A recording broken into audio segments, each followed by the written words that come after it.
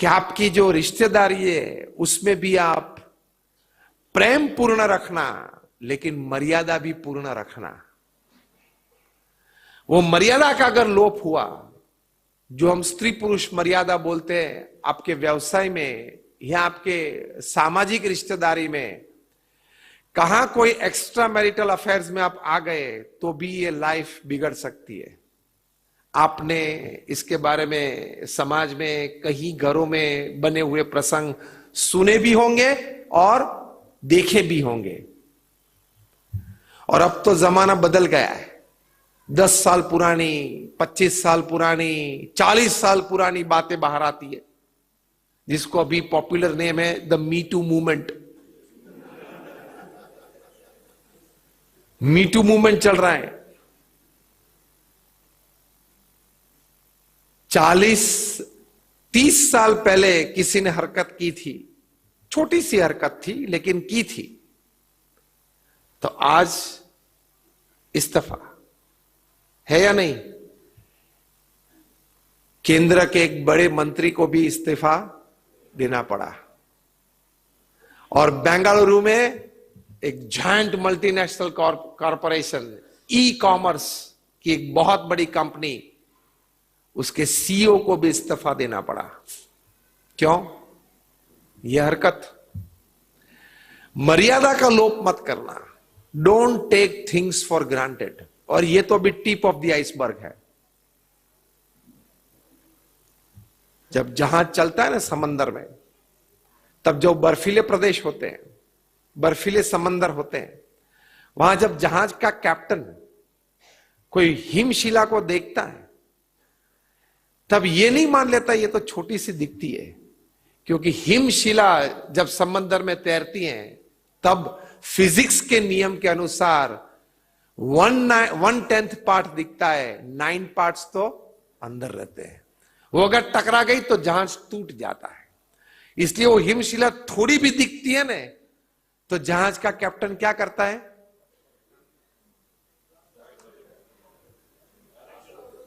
रास्ता बदल देता है। रास्ता बदल देना, समझे ये शब्द? इस शब्द में बहुत कुछ छिपा हुआ है। रास्ता बदल देना। फिर से एक बार, रास्ता कहां कैसे वो आपको ज्यादा पता है। रास्ता बदल देना, वरना ये मर्यादा का लोप हुआ, उसका कोई जवाब, उसका रिहेबिलिटेशन बहुत डिफिकल्ट है। अपना जीवन आप खो देंगे, परिवार बिछड़ जाएगा, आपका व्यवसाय भी टूट सकता है, और आप सभी और आपके साथ संलग्न सभी व्यक्ति का भविष्य अंधकार में हो सकता है।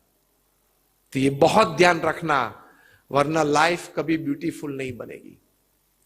हमारे सत्शास्त्रों में यह बात लिखी है। आप श्रीमद् भागवत पढ़े, रामायण पढ़े, महाभारत पढ़े, तो इसमें यह बात लिखी है, जो त्यागी है, मतलब साधु है, उसके लिए 8 प्रकार से धन और स्त्री का त्याग, तो ही उसको त्यागी कहते हैं। और जो गृहस्थ आश्रम में है, उसके जीवन में एक स्त्री सदा ब्रह्मचारी। पुरुष के लिए एक स्त्री के साथ व्यवहार, स्त्री को के लिए एक पुरुष के साथ व्यवहार, ये एक धर्म मर्यादा है।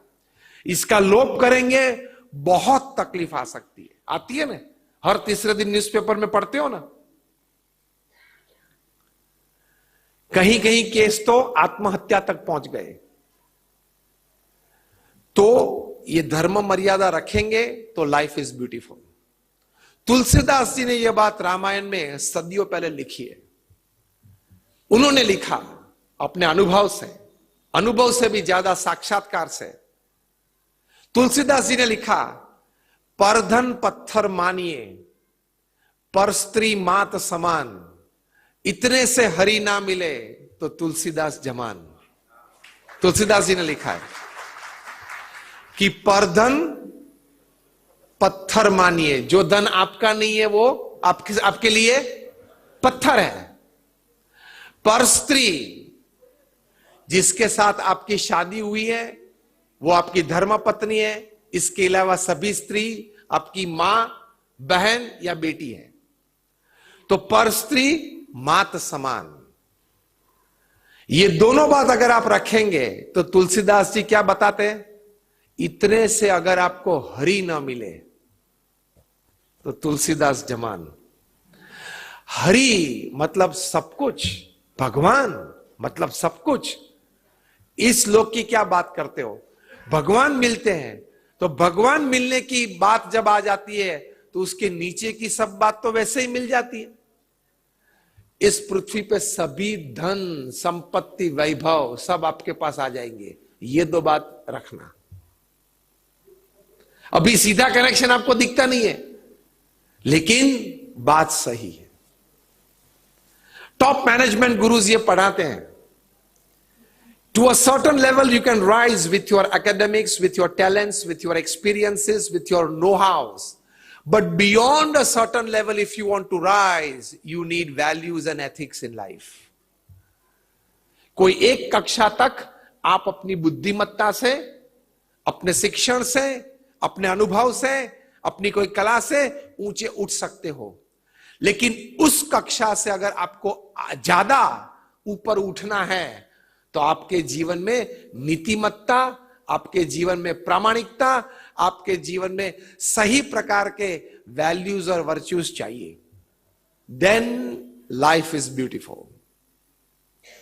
लाइफ तो बहुत सिंपल है, we have a tendency to make it complex.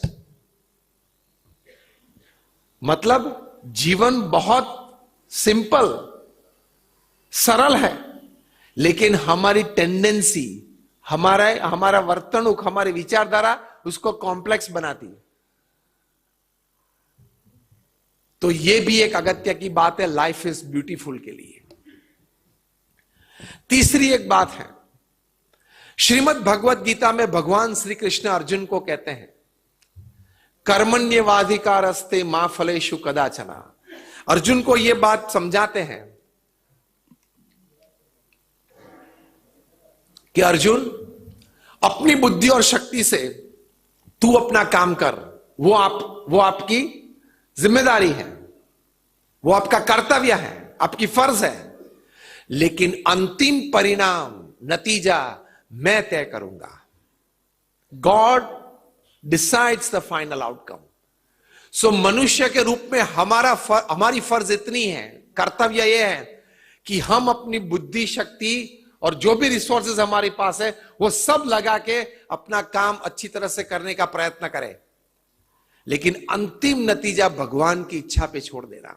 एक गोल भी सेट करना, यहां तक पहुंचना है, वो एक अपने मन में एक विचार भी दृढ़ करना, उसके लिए पूरा पुरुषार्थ करना, दौड़ना, लेकिन यह विचार के साथ कि वहां पहुंचते पहुंचते जो भी नतीजा मिला वो मुझे स्वीकार है।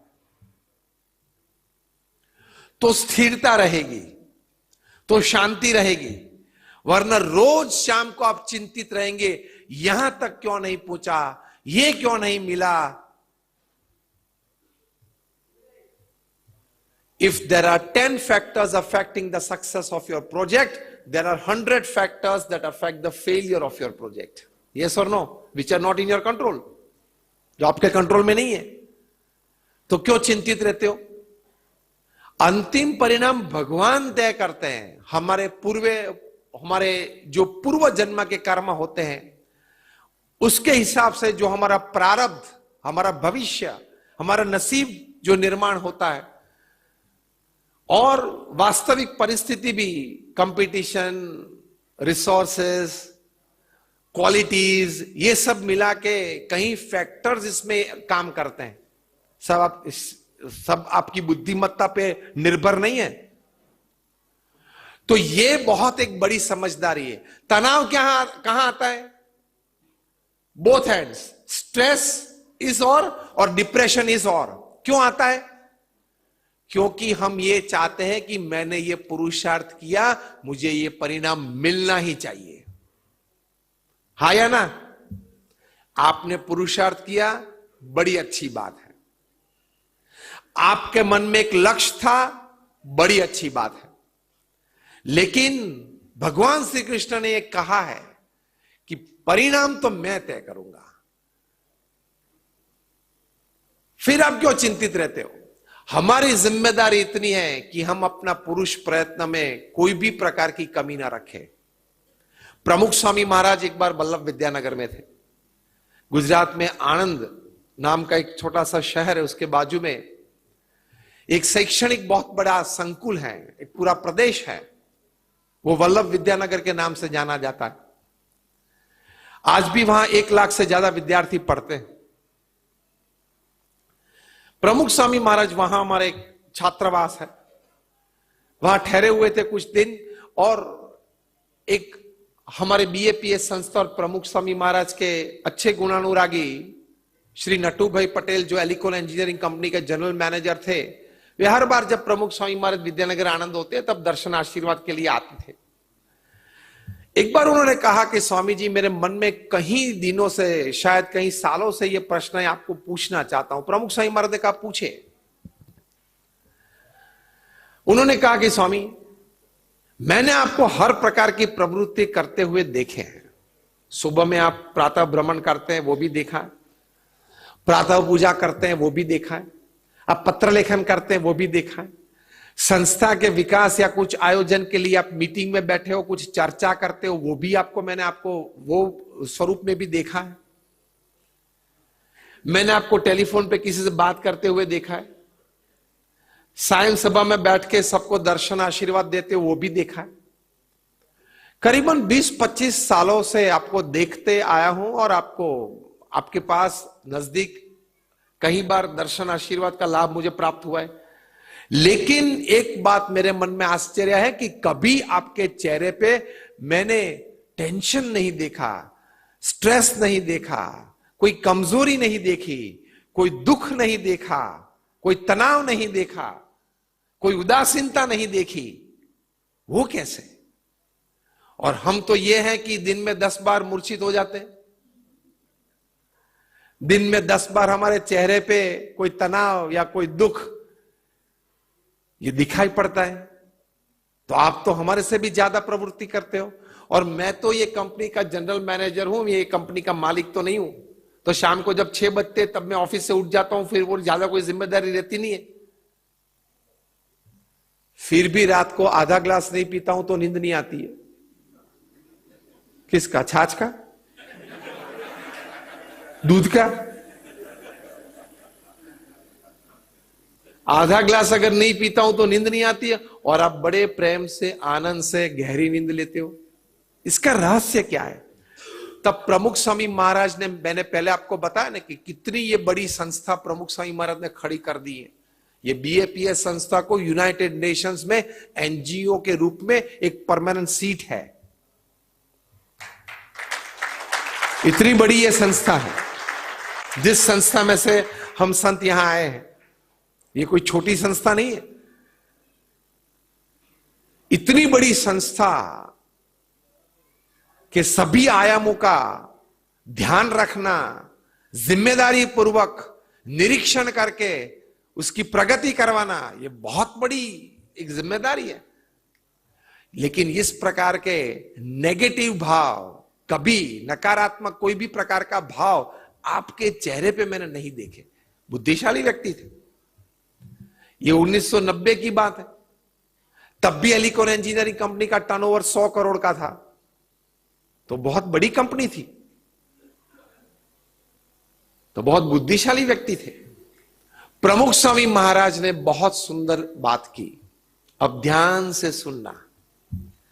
प्रमुख स्वामी महाराज ने कहा कि देखो नटू भाई, रोज सुबह जब हम उठते हैं, सबसे पहले तो भगवान का आभार मानते हैं, भगवान को हम प्रार्थना करते हैं कि आज का दिन आपने मुझे बख्शिश दिया, भेंट दी, आपका बहुत आभार।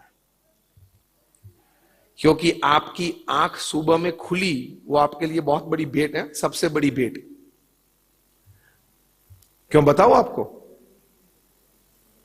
पृथ्वी पे 24 घंटे में 1.5 लाख लोग विदा लेते हैं। ये 1.5 लाख लोग जो विदा लेते हैं इस पृथ्वी में से, उनमें से 4000 लोग सुबह में आंख ही नहीं खोलते, नींद में ही चले जाते हैं। राम बोलो भाई राम, नींद में ही। तो आपकी सुबह में आंख खुली, उसका मतलब ये 4000 के ब्रैकेट में से तब बाहर निकल गए। ये बड़ी बात नहीं है। जो 4000 कल तो ठंड यहां 3.5 डिग्री थी, नागपुर में से कहीं बुढ़े लोग चले गए होंगे। हा?